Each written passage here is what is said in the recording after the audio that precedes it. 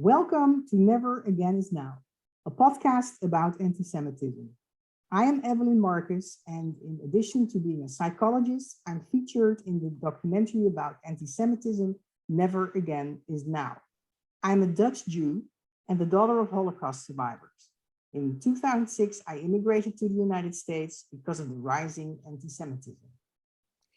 I am Phyllis Zimbler Miller, the founder of the free nonfiction theater project, ThinEdgeTheWedge.com. My grandparents immigrated to the United States from Latvia and Russia at the turn of the last century.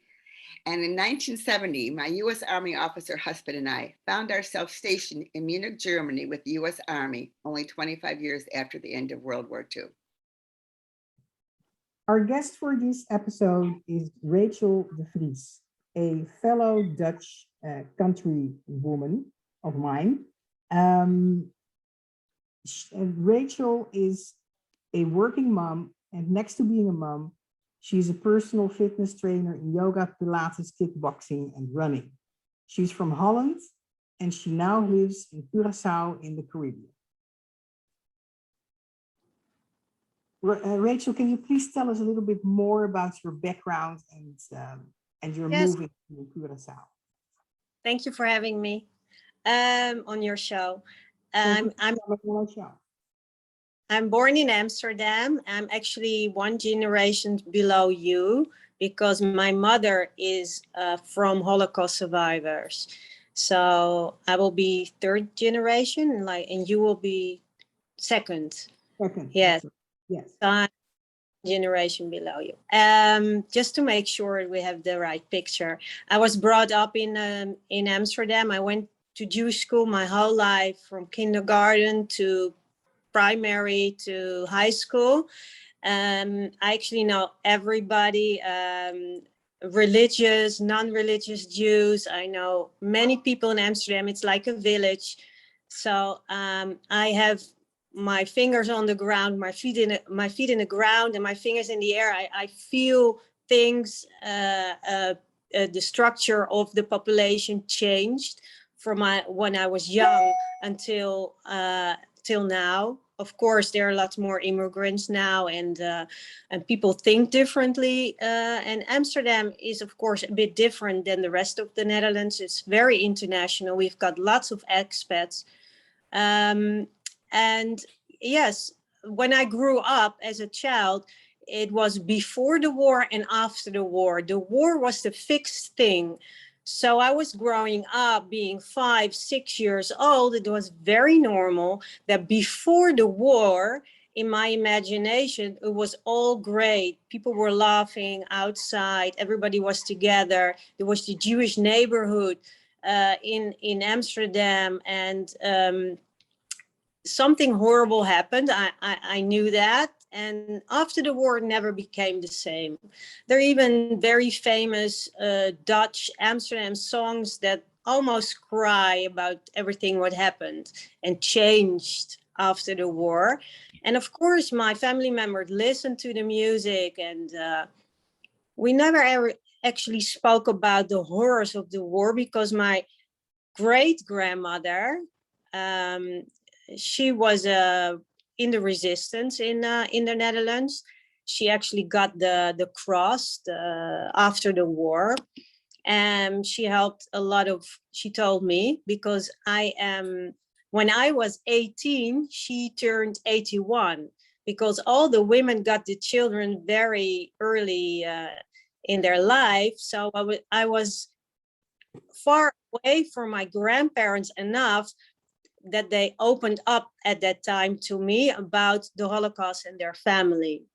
So my great-grandmother, she told me she was in the resistance. She lost all of her brothers and sisters, and all of the children of her brothers and sisters were really small, and her parents. And she begged them not to go, not to listen, not to go to a work camp. She was outdoor in the Stad Schouwburg. She took children because there was a train coming, and the Germans couldn't see the little children.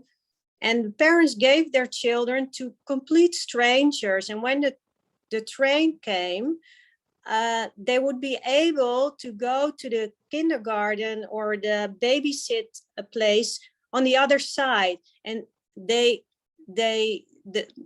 people, they helped hundreds or maybe thousands of children to escape from death in the death camps.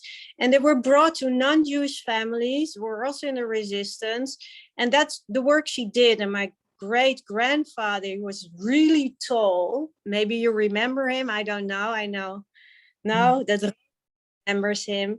He was very tall for that time. He had very blue eyes, big hands. He was like a farmer. And they lived as non-Jews because they had the right papers, because they were able to buy papers and knew the people because they were from Friesland, from the uptown and the suburbs, not the suburbs, the countryside, yeah. And the countryside. So they also got food from there. They went also in hiding there, and they actually lived as non-Jews and had Jewish people that were in their house. They took them in. And later they became also family members because they were very close for 4 or 5 years. And yeah, that is my family history. That's very, very interesting, Rachel. And there is a lot of resistance to the Germans, to the Nazis in your family history, I hear. And we'll get to your own form of resistance against anti-Semitism today in a minute. Yes, but first we want to ask whether anti-Semitism today in Holland had any connection to your moving from Holland to Curacao.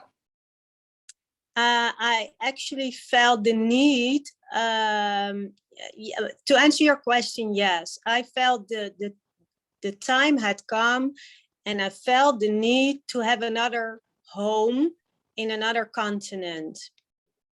Because I studied history, because I see the here and now in a different way than probably most people. It's not here and now. The Holocaust didn't come falling out of the sky and suddenly there was Nazi Germany. This is centuries from the Roman Empire until the Protestant, until the Russian Tsars, until Martin Luther King, not Martin Luther King, sorry, Luther, Protestants. He was actually totally not anti-Semitic, Martin Luther King. Yes. It was very. Even the French Revolution, the philosophes and the civil rights movement, Voltaire, he was a very big anti-Semite. He wrote about civil rights, but not for the Jews, because he had 4 good reasons he found that it was not applicable on the Jews. And from there, the whole history and the Tsars and Nazi Germany came, and there were always reasons, very normal reasons for them at that time, or it was the plague, or it was economical reasons, or it was because of Christianity or Islam, or we were the old people, but always a good reason. And nowadays in Europe, they think they're very liberal, gay rights, but if you look at the movements in the gay society, and they have their movements, Jewish gays are not allowed.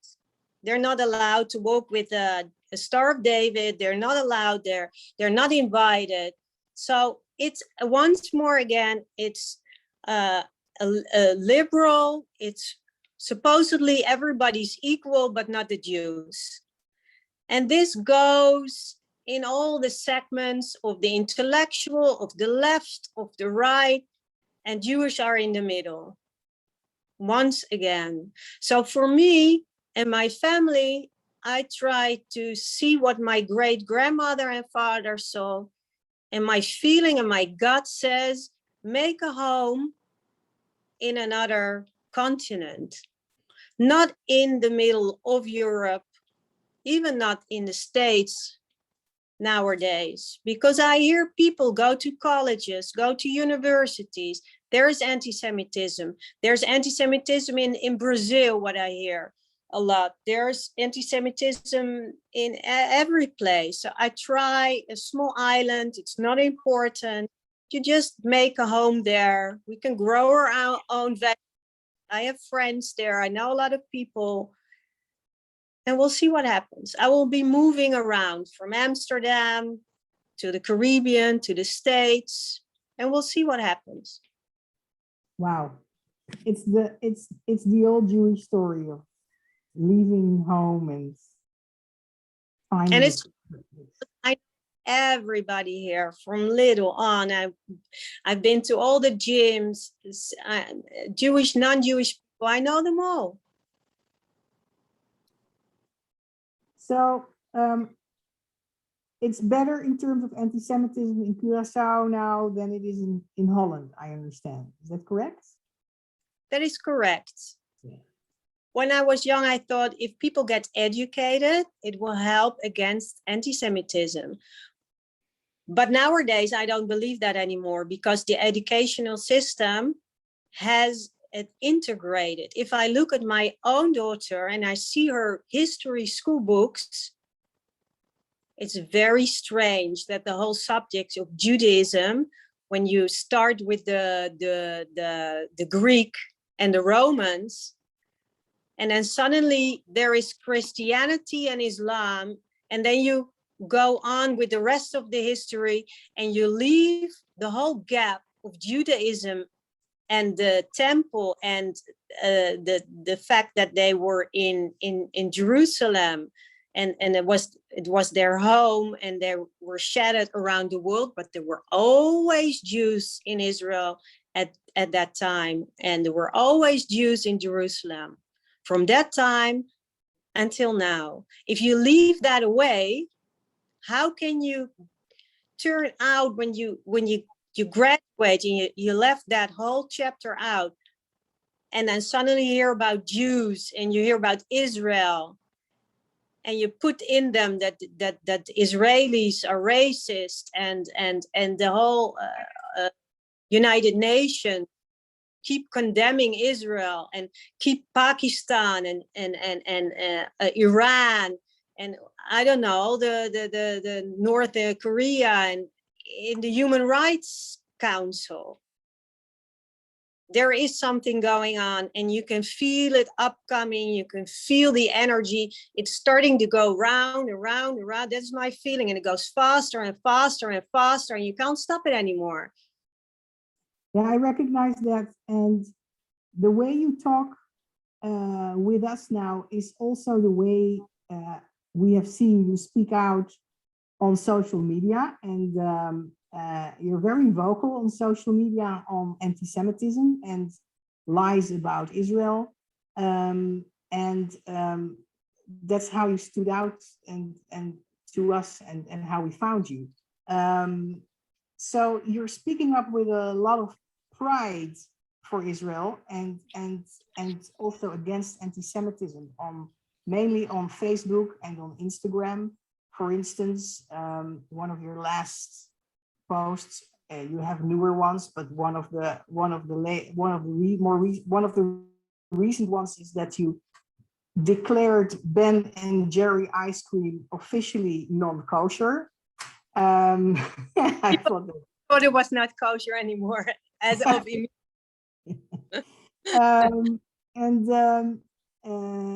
advise people not to buy it and eat it. Yeah, but also to drive around in Palestinian territories or Islamic countries with an Israeli number plate and see what happens. You make kind of statements. They're very they're true, very into the face of the people. They can go around it. It's actually Gaza and West Bank. It's Judenfrei. It's no Jews. It's like the Germans. The term is from Nazi Germany. They wanted the holy ground to be German or Jewish free. Judenvrij. Actually, Gaza and West Bank is Judenvrij. And if you drive there with Israeli number plate, they know there are Jews inside, or even Israeli people with Israeli passport, they will slaughter you. They will just slaughter you. And it's also not there. You're saying that the Jews can't go there, is what you're saying. We cannot normally go to our patriarchs. We cannot go to the graves of Rachel normally. We cannot go to the graves of all our ancestors. We have to do it with in the middle of the night with military escorts. This is not, the people don't know this, because the Jewish people, they're busy with their families. Normal Jewish people in the world are busy to study, are busy getting further in life. They're busy with positive things, with simchas, there are bar mitzvahs, and there are chuppahs, there are the marriages. They're not used to speaking out. They want to be, leave alone, let me be, let my family be. But my thought is, if we all speak out, if we all say what's on our mind with respect for everybody, we are very strong. We have a voice. But if we just let it all, like a tsunami, come to us, and we don't do anything, we know where it ends. We all need to tell our friends, our non-Jewish friends, but especially our Jewish friends, to stand up. We have to educate them. There is one book I want to show you. This book, it's called Anti-Semitism. Is it in Dutch or English? This is in Dutch, but I'm sure it is also in English, because it's written by the Anne Frank Stichting Society. Foundation, Anne Frank Foundation, and I had a very good teacher. And this book came to me when I was 13.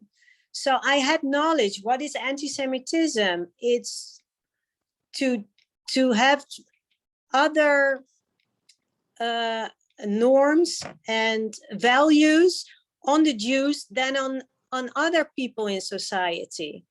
It's the equality that is not there for the Jewish people. Like there was for a long time, I hope it's better, there was no equality for women. People need to know that the anti-Semitism started hundreds of years ago. It started with the Jesus Christ, the Messiah, and the Jewish people didn't recognize him as the Mashiach, and that's where it started, and that's where all the myth came from. In the Middle Ages, we would use the blood of Christian children to make our matzot, the flat breads we eat on Passover. When the plague came, we put poison in their wells. Jews did it. There are lots of rumors nowadays about the Rothschild family, which is not Jewish anymore. The whole Rothschild family is not Jewish.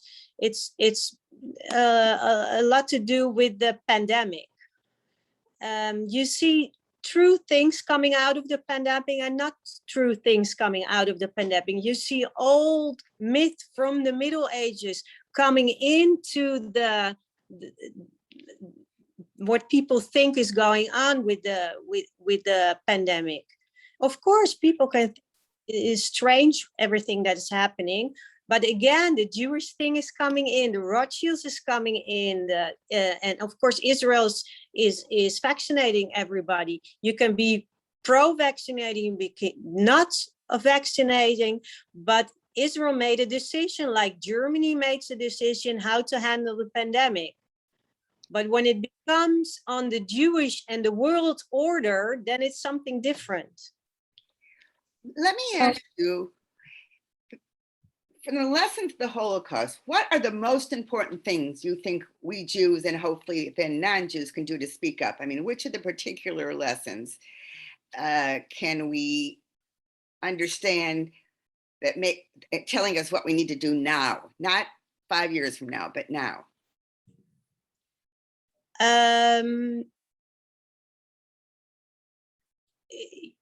Yeah, it's in my DNA because I'm the child of survivors. They had another view of the world, and because they had another view at the time of the Nazis, they did what they did and they survived. So it's in my DNA to think broader than only the here and now, what car shall I buy, or I just put my blind side to everything I hear.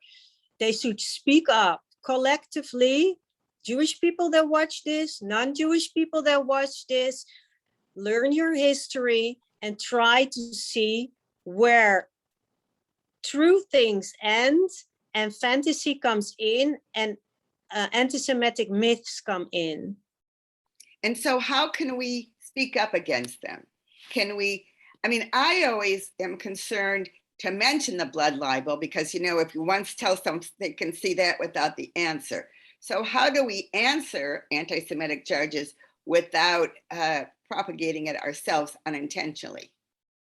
I don't believe in propagating unintentionally because it has been through history so much that we need to explain it. It comes back into the French Revolution. It comes back into everything. And it is for hundreds of years that these myths are, they try to, and the internet is full of it. So we need to speak out. It's really important. Yes, and it's also, you see the blood libels, the myths about the cruel Jews, used and the baby killers. You see it also projected to the Jewish state these days a lot, right?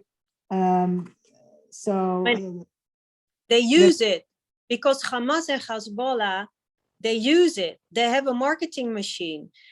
They want to prove to the world that there are baby killers because it's in the myths, and they want to project it on Israel. They push forward their children, and they hope Israeli soldiers kill them, and they will catch it on footage, and it will show the world that there are really baby killers. Right. So we call it Bollywood. There are, and of course, I have Palestinian friends, actually Christian Palestinian friends that live in Israel, very happy there. It's a very hard country to live, Israel. It's in the middle of war. I have a lot of family there. They live on the edge. They live on the edge of the free West, of society, liberalism, and on the other side, there's Iran, Hezbollah, Hamas, IS. Now we have the Taliban. Where's it going to end? And the world is so flexible with the Taliban. It's so flexible. Now you see, okay, they're afraid of the women. Like Hirsi Ali, she knows what it is to live on rule of crazy people. I just call them crazy people because I have many friends that they're Islam women, and they're very nice, very, very decent, very nice, very good friends. And Judaism and Islam go hand in hand. We have a lot of the same things. Okay, so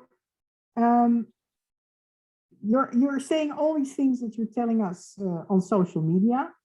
You find it important, you say, because saying nothing is not an option. We have to be vocal, all of us, is what you're saying. To educate. We have to educate each other, and because that's what we didn't do in the past, right? And then no, because it is in the nature of the Jewish people. Rabbi Boteach, he says this very well. He's very outspoken. I know many, especially religious people, that there are they don't want to confrontation. They won't want to fight. They want to live in peace. They're always busy to make money and to support their children, and every minute of the day is filled. They don't feel the urge to do it, but we need to do it. We really need to do it. And it doesn't matter if you're a liberal Jew and maybe you're a non-Jewish people. I know many Christians for Israel, also in the Netherlands, they support us. They have flags in Urk, which is a small town.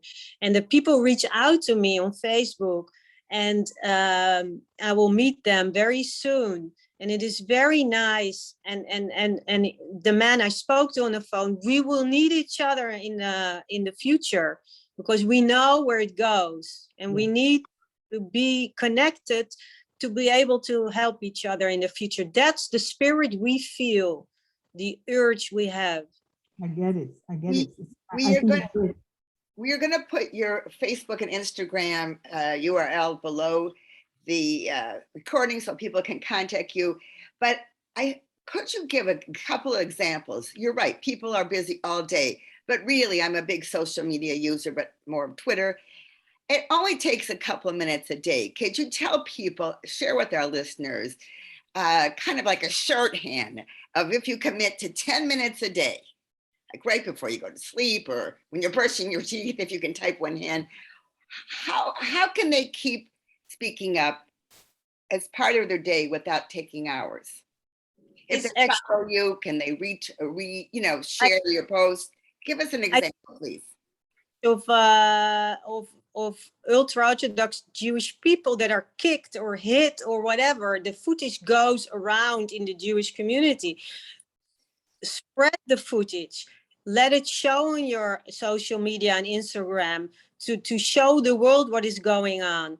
That people are just being hit or stabbed or whatever. The things happen in America.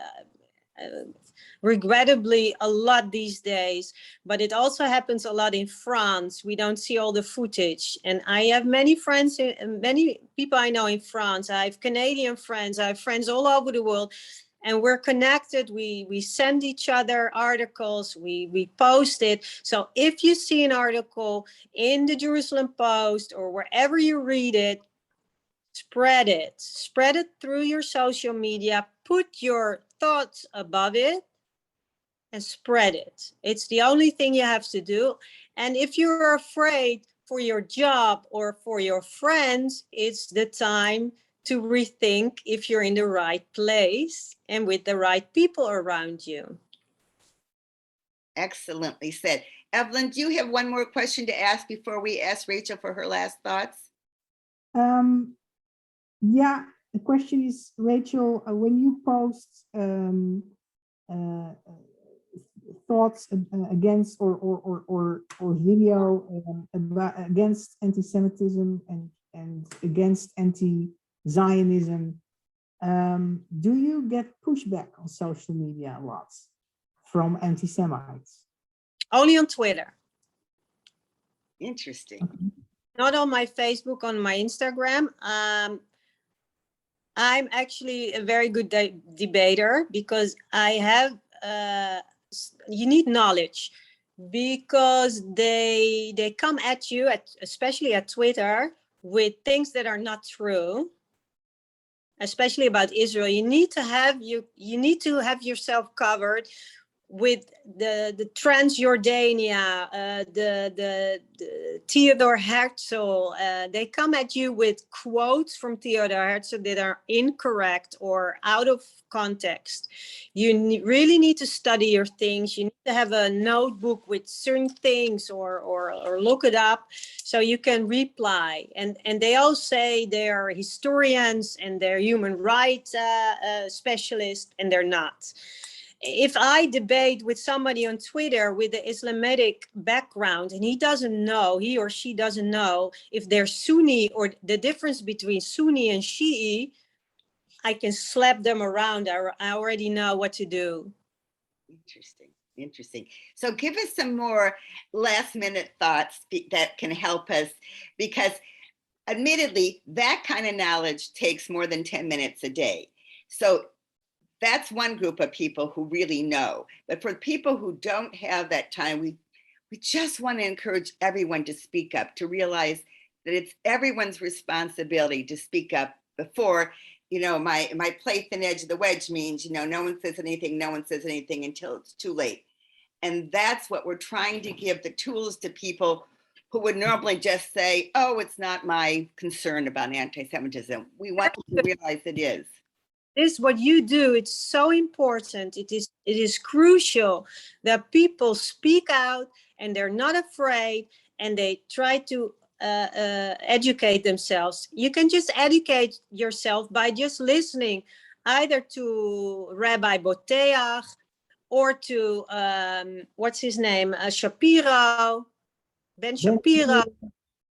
There are many rabbis, Rabbi Kessing, I listen to, religious people that see the world from a different perspective. You don't need to be religious to listen to a very intelligent rabbi that learned his whole life, Talmud, Tanakh, Torah. These are people, they don't speak out a lot. You don't hear what they normally, but they are some rabbis that speak out, that see the world in a different perspective, and you can learn a lot about it. It's all for free. It's all on the internet. You know what? We're going to ask you to send us a list of your recommendations, and we will put that underneath the recording too. Okay, yeah. Just to help people. So with that, I want to say thank you for sharing your thoughts and your time with us, Rachel. And I want to thank their listeners. And then I want to say to the listeners who haven't yet watched the documentary that stars Evelyn, features Evelyn, Never Again Is Now. You can find out more information and watch it at her website, joinneveragainisnow.com. You can learn more about my nonfiction play at thinedgeofthewedge.com. And whenever you can, without putting yourself in physical danger, speak up against anti-Semitism and hate.